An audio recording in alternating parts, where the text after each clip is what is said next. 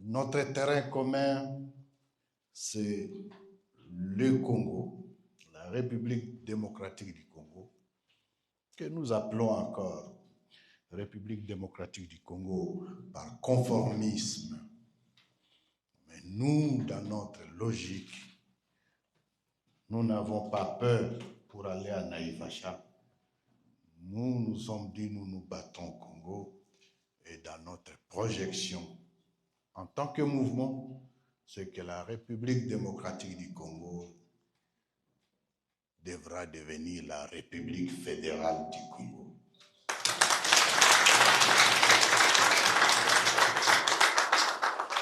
Et nous n'avons pas peur pour le dire. C'est une option, c'est une vision, car nous disons, le Congo étant notre premier intérêt, mais le vrai intérêt, c'est le Congolais pris individuellement, où qu'il se trouve. C'est son bien, c'est pour son bien que nous nous battons. Bon, naye kaka pona partager na bino elo mona moi na internet, na qui vraiment temps ya kolande lango, mais naye kaka pona partager na bino rapidement, eza comportement ya ba ndeko na biso ya mboka oto bengi Kenya, parce que il faut Kenya eza ennemi na minito parce que bangope bazo soutenir ba M23, mais il faut pas généraliser. Je parle du peuple. Alors, même Rwandais, tous un problème na bangote, c'est les dirigeants, c'est la classe dirigeante.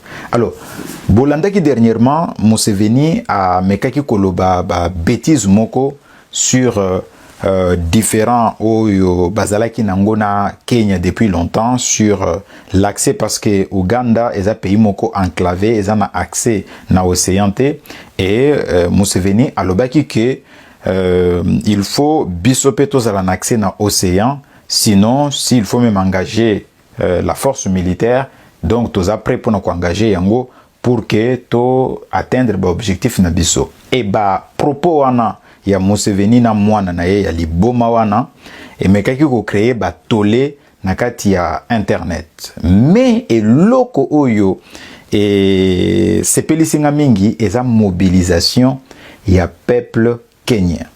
C'est-à-dire que propos wana eza condamné même et pas ya opposant ya régime en place. C'est-à-dire que peuple nyonso batelemina opposant batelemeli makambo wana. Et rappeler nga lisusu tango français signé qui contrat sur les sous-marins avec les Australiens, américains lesquels français na sima bake négocier contrat wana, australiens rompre contrat na français pour kokende na américain. Mais tango eloko ne créé qui choc moko diplomatique, français a toute tendance, opposition, majorité, peuple, télémelaki, américain, le non, jamais un partenaire à se comporter, les a poignard dans le dos. Mais ce qui est zalaki dans la République démocratique du Congo, jamais Congolais à l'ingaka télémabongo. Jamais opposant à l'ingaka télémabongo. Au contraire, balinga babeta maboko balobi, voilà Tshisekedi a échoué, diplomatie nae agissante et échoué. Na lobi hein. Nani muntu alongola biso sentiment national, sentiment d'appartenance à une nation, bolingo ya mboka. Nani muntu alongola biso yango na mitema na biso, ba politicien, ba pasteur o bazote ya biso ke to kende lola alors que mabele onzambe apesa biso to komisa yango lifelo. Nzambe muto komisa yango lifelo te. Nzambe atindi biso na mokili oyo poto ya ko témoigner bolingo na ye, poto sala bolamu. Mais biso to komi ko zwa po na biso moko tozo pimela baninga tozo pimela batu misusu eza nzambe te eza biso moko. Eza biso moko. Alors natunia peut-être posa pe na ba question wana. Pona nini tant Paul Kagame a atakaka mboka na biso, a atakaka président na biso, pona nini ba politicien congolais ba télémaka te? Parce qu'il faut boyeba ke ezalaka na otobengaka politique ya kati na politique ya libanda. Mais bamboka nyonso se respectaka politique ya kati. Toko fingana, toko bebana, toko critiquer, toko dénoncer, toko sala tout. Mais quand il s'agit de politique à libanda, soudé boy, liboke babengaka liboke.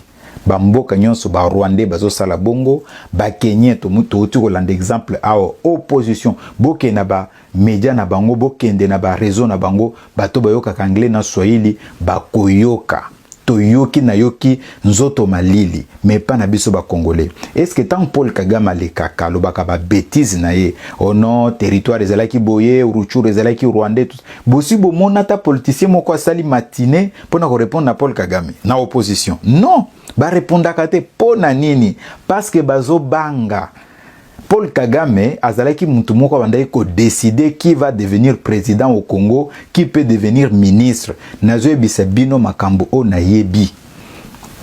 Makambo o na yebi parce que le fait que totanga na ba Russie toya koto totanga tokutana batubele toyoka makambo ebele na kutana ancien ambassadeur belge na kati ya Rwanda asolola nanga makambo ebele ya mboka na biso.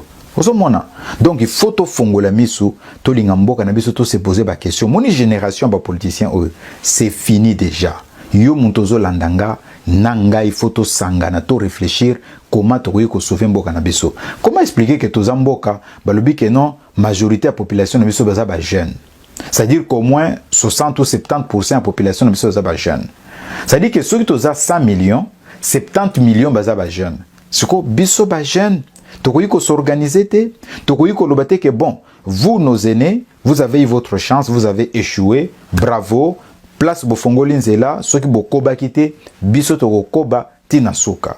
Pona ni toko s'organiser te, to la ki sa Paul Kagame ke Paul Kagame, au salaki ba aventure dans le passé, maintenant, oza en face na yo, na génération où eza éveillé, génération moko eza consciente, génération moko eza engagée et déterminée pour nous défendre mboka na yango, pour nous défendre dignité à peuple na bango. Pour nous toko salangote. Mais biso to sangani ba poste mbongo makamosusi. Ya mwana bazo boma biso tozalaki avant tozalaki 1000 2000 l'autre zo compter 10 millions. Soto fongoli misute. Bitumbo yo zo mona musika wana ko koma liboso ndako na yote. O perdre bana na yo, o perdre pe libota na yo. Et puis soto s'organiser te. Biso toza génération sacrifiée par Kabila et par Mobutu, Tshisekedi pe tangwaye continuité parce que azuka ka bato Kabila wana nda a matina bango na kati avion bazokende. Changement eza ya malonga te. Sikoyo boye bisanga nano. Sikoyo soki to télémité, soki to fongoli misote, soki to s'organiser te. Est-ce que vous avez que bana na biso bako lela pe makamutozo lela lelo? To fongola miso, to tika motema mabe, to tika ki tribalisme, to tika lokoso, to tika ko yo ozana kati ya kozela élection 2028. Mais natunia tant député, to président, to X a coupé sur $10. Yo peut-être qu'il va venir na $10. Yo sugo zana 26 ans. Tango a payé $10, yo voté.